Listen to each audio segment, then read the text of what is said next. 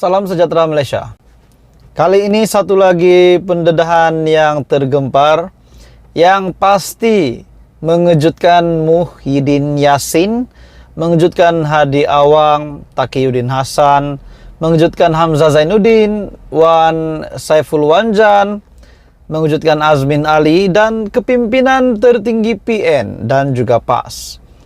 Kenapa saya cakap kenyataan ini akan mengejutkan mereka? Disebabkan satu lagi petition difilekan untuk parlimen yang telah dimenangi oleh calon daripada Perikatan Nasional. Saudara-saudara, tuan-tuan dan puan-puan, sebelum ini kita dapat melihat beberapa berita yang menunjukkan bahwa PAS pun telah memberikan rasuah kepada pengundi muda, telah memberikan uang sogokan untuk mengundi parti calon mereka semasa PRU15. Dan dakwaan itu memang ada. Akhirnya saudara-saudara, tuan-tuan dan puan-puan, satu lagi kejutan besar. Pendedahan bahwa sogokan sebanyak RM150. Akhirnya ada individu yang tampil untuk memfilekan petition batal keputusan PRU15 di Parlimen Putrajaya. Sogokan RM150, pengundi file petition batal keputusan PRU15 Parlimen Putrajaya. Seorang pengundi di Parlimen Putrajaya memfilekan petition bagi membatalkan keputusan PRU15 bagi Parlimen Putrajaya yang dimenangi oleh Datuk Muhammad Radzi Jidin selepas mendakwa ahli parlimen tersebut memberi sogokan berjumlah RM150 kepada pengundi berdaftar di bawah di kawasan berkenaan untuk mengundinya. Menerusi petition itu, Ahmad Faisal antara lain memohon perintah mahkamah agar Radzi, yang juga naib presiden bersatu, tidak wajar dipilih bagi parlimen berkenaan pada PRU15 yang diadakan pada 19 November. Saudara-saudara, adakah dengan ini bermakna satu lagi ahli parlimen PN akan digugurkan kalau petition ini diterima dan proses seterusnya akan dilaksanakan, yaitu kemenangan itu akan ditarik balik dan mungkin ada pilihan raya diadakan semula.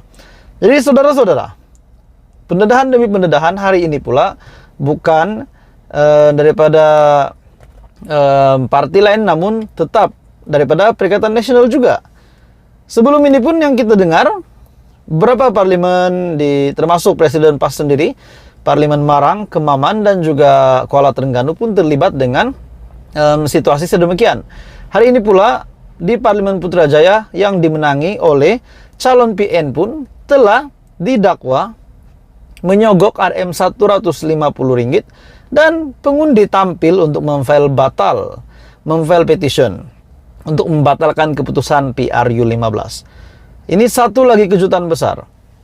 Saudara-saudara, menurut pempetition, perbuatan sogokan oleh agen responden mendorong pengundi di kawasan itu untuk mengundi responden semasa PRU15 dan bukan mengundi calon lain. Ahmad Faisal mendakwa pemberian sogokan uang RM150 yang dilakukan oleh responden dan juga agennya menyebabkan kemenangan kepada Radzi dengan mengalahkan Datuk Seri Tengku Adnan Tengku Mansur, calon daripada Barisan Nasional yang juga penyandang kerusi parlimen itu sejak tahun 2004. Dan pada akhirnya Ahmad Faisal mendakwa pemberian sogokan uang RM150 yang dilakukan oleh responden dan agennya.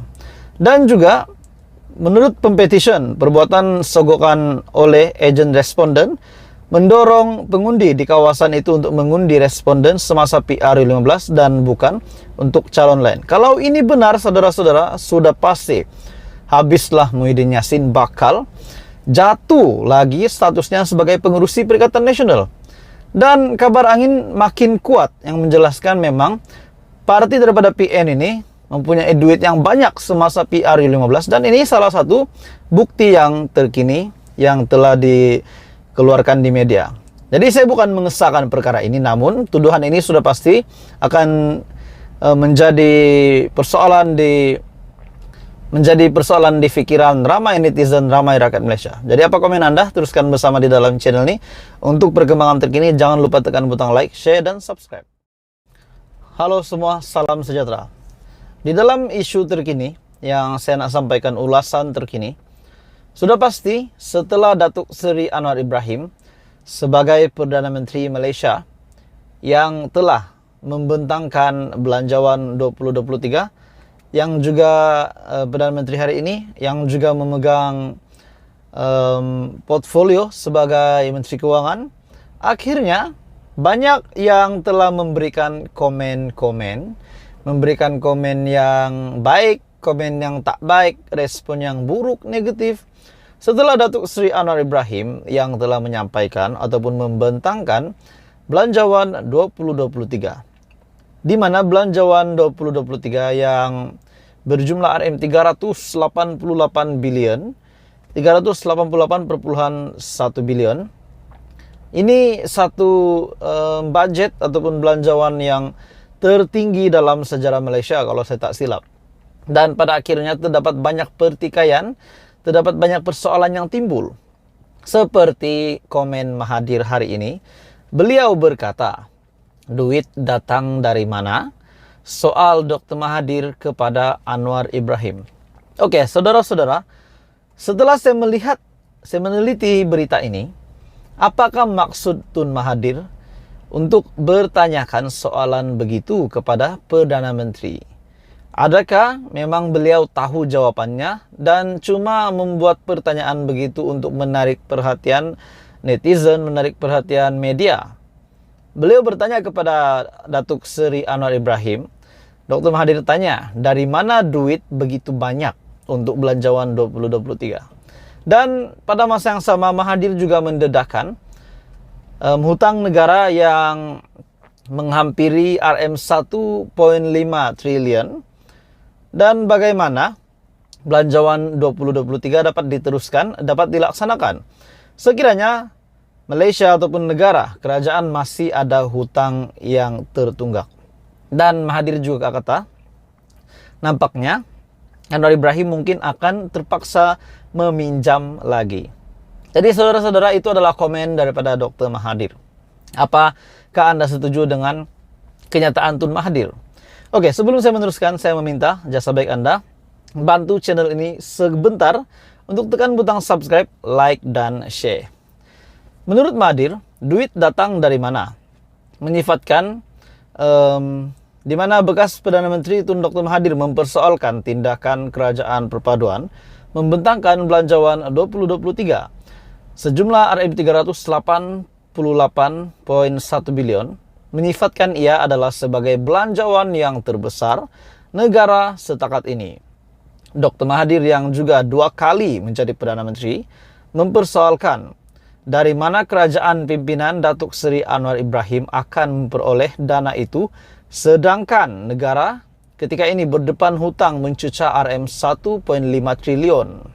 Beliau berkata, ia berikutan kutipan hasil negara sebanyak RM 90 bilion. Dan kata Mahathir lagi, budget ini cukup besar, yang terbesar sekali dalam sejarah negara. Bagi saya ini adalah satu tindakan yang sangat berani oleh Datuk Seri Anwar Ibrahim. Dan ini saya boleh kata tindakan yang terpuji.